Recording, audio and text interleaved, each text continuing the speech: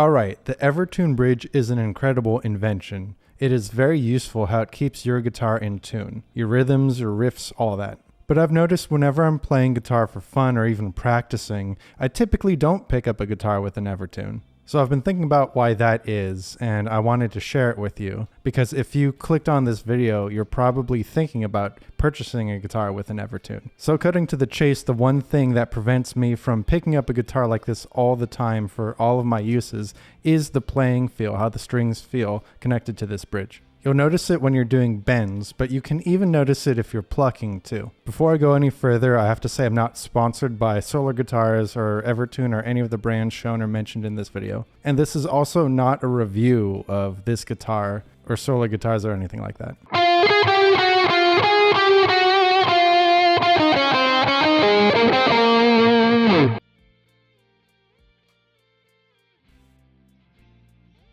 So to go further into detail about this Drawback, I kind of need to explain how the bridge works. It's a mechanical system. You've got your spring per string, and there's a kind of lever arm in there, hooks up to the string, and this balance of tension is what keeps things in tune. And it is pretty useful. It gives you some good peace of mind. It does its job pretty well of holding things in tune, and it's not perfect. It's a mechanical system. It's not a magical system. It's not going to stay in tune for weeks or years or anything like that. You do have to check the tuning every once in a while. That being said, a perfectly set up guitar is also not magical. Those will go out of tune eventually. You know, things happen, strings get old, temperatures change, neck warp, all that stuff. So back to the Evertune, the drawback is that the feel is different. And it is because there's a spring per string. It's just part of the system. It feels more springy than other bridges. Whereas with a fixed bridge, you see you don't have any springs here, so you can do all your bends, stuff like that. And then you've got your guitars with your floating bridges, and those have, you know, the trem springs in the cavity right there. And that's another thing too, on the floating bridge here, if you bend one string, then the other strings go out of tune, as you know. But that doesn't happen on the Evertune. You can bend one string and the other strings do stay in tune, which, by the way, it is possible to bend on an Evertune equipped guitar. You got to set it up to basically be in the bend zone, and I've made a video describing this. But basically you increase the tension on the string at the tuning head enough to where the lever, the arm inside, is almost bottoming out. So that way when you apply like the bend right here, then it does bottom out, and then you get your pitch bend. But from that explanation, then you can figure your bends are going to feel a bit different, because then you have to fight that arm until it bottoms out. Or even your vibrato too, the same principle. So I guess that can be good if your vibrato technique is always just too crazy. This does help to tame it a little bit. But overall, you are fighting the bridge whenever you do a bend or a vibrato. So if you have a lot of that going on, maybe this also isn't for you.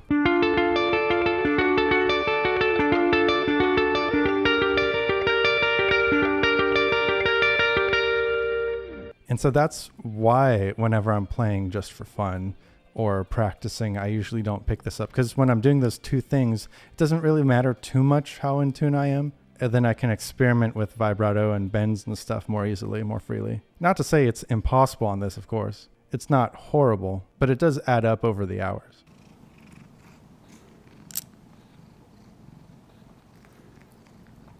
Just mentioning some other things about the Evertune. Maybe the feel of the bridge against your picking hand might not be your ideal favorite. The saddles do angle back, and you could see the bridge, it has this just rectangular casing. So it's been okay for me.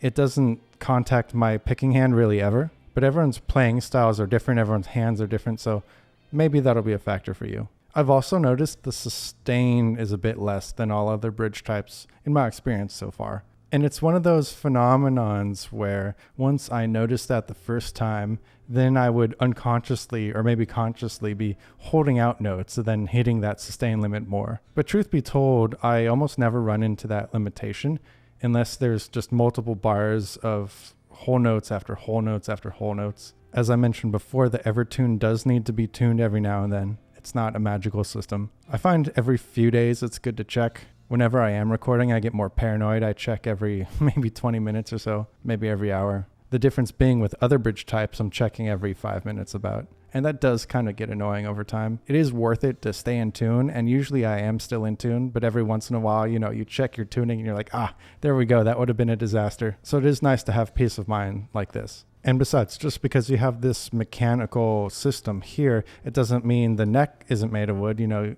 the neck will still react to temperature changes. Your strings can technically still bind in the nut. Just in general, not saying this guitar does that. Strings get old, need replacing, this and that. All the typical guitar things still apply. And then mentioning again, getting it into the bend zone, being able to bend.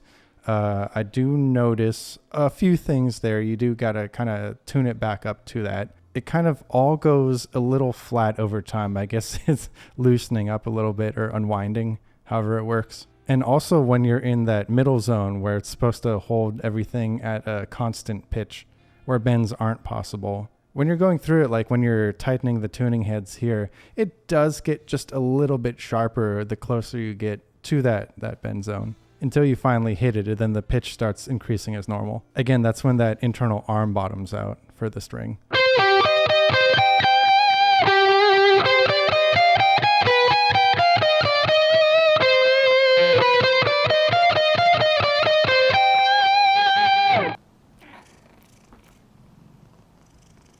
So overall, you're probably wondering if there's the problem with the feel, why do I still have guitars with the Evertune bridge? And to me, the answer is simple. It's just that useful, especially for rhythm playing. It's made such a big difference for me just keeping everything in tune, having the intonation be perfect everywhere, and not being affected by pitch drift or anything at all. And because it's not affected by pitch drift, you can even experiment with the tone of, okay, if I'm picking the string too hard, what's that going to sound like?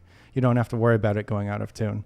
Of course, if it is part of your sound to hit that string and get the pitch drift, then this might not be the best bridge. But for my uses, it's been pretty good. I'm really satisfied with it.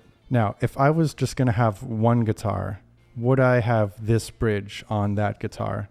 And I think if I was playing just for fun, I wasn't doing any recordings or anything like that, I would not have this bridge. I'd probably just have a fixed bridge and then just do whatever crazy bends I want. Not saying I'm an amazing kind of bend player. More like I could do all those things and then also be able to easily tune up the guitar just with the tuning heads, not worry about strings popping and then everything going out of tune as on a fixed bridge, have easy string changes still. Because with the Evertune, it is nice that you have just one tool that you can adjust everything with, the string height, the intonation, and it's also how you tune. But that's also the drawback too. You need an actual tool to stick into the saddle and then you tune like that. And it's not the most convenient. It's not the end of the world. But it is kind of a bummer. You can't just reach here and tune up a little bit. You got to actually pull a tool either off the counter or from your pocket, and then you got to fiddle with it. But since I'm mainly recording music, cover songs, some originals, I find this bridge invaluable. So I actually would have this bridge if I was just in a one guitar situation. I would want it to have an Evertune bridge. The tuning stability is just that important in my opinion. I still would check the tuning fairly frequently, and yes, sometimes that is overkill, but sometimes it has saved the session.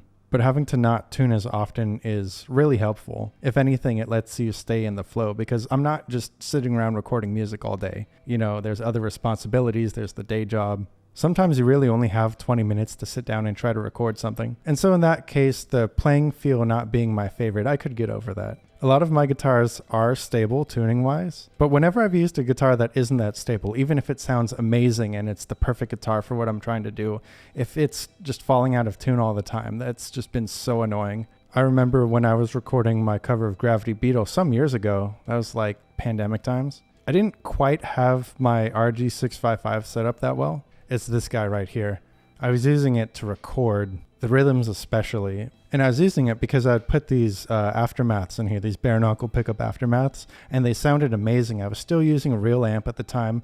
I was using the Engel Powerball, the Mark I, and just with the amp settings I had, these pickups sounded perfect with it. But I didn't have the intonation quite right on this guitar, and I wasn't quite as good at setting up guitars back then, so it would fall out of tune a lot. And I was living in a different apartment. The AC was crazy. The heater was crazy. There'd be hot and cold spots in the apartment. Guitars in that place were generally less stable. And so it was a nightmare. I'm glad I powered through and got the song done. But man, there were so many times where I'd just have to stop after literally every take and fix it, tune it. It was pretty extreme. And so thankfully the temperature in this place is more even, but who knows where I'm going to go record next. Maybe it'll be at a friend's house. Maybe I'm going to go to a jam session, and it's good peace of mind to have this. And I also got to say, string changes are pretty easy too. It's actually pretty nice because all you got to do is just feed the string through as normal, do your typical string change. And then you quote unquote tune it up. You just increase the tension. You don't actually have to tune it because then it'll go right back to the way it is. This is assuming you are having the same string gauge and tuning as you did before. But you just increase the tension until you get it how you want it. And of course you got to stretch the string and stuff, but then you just increase the tension again. And that's it. I'm not saying string changes are the worst thing in the world on other guitars. Fixed bridges are pretty easy. Floating bridges are what they are. But it's been pretty easy changing strings on guitars with this bridge. And then there's also the question of playing live too. And I haven't played live shows with an Evertune guitar. I have played jam sessions, and I would check the tuning on my tuning pedal every now and then, but it was in tunes that was really nice. Because back when I would play live shows, I was playing an Ibanez S470, which was a very solid guitar. I love that thing. But it would go out of tune, and also changing strings on that thing on a floating bridge, it was not fun to try to work in between practice shows, driving places, things like that. But hey, what do you think? Is the playing feel difference of an Evertune enough to drive you away? Do you actually prefer the playing feel? Or does it not matter because you find the bridge just so useful? Be sure to comment down below. If you want to continue the discussion, come join the Discord. We have fun talking about guitar stuff there. And hey, this is YouTube, so I have to say the YouTube things. Be sure to like, comment, subscribe, share the video, print out every frame, and mail it. If you're looking for something cool to listen to, I'm on all major streaming services, High Z Productions. I do some originals and a lot of video game music covers. And hey, as always, peace.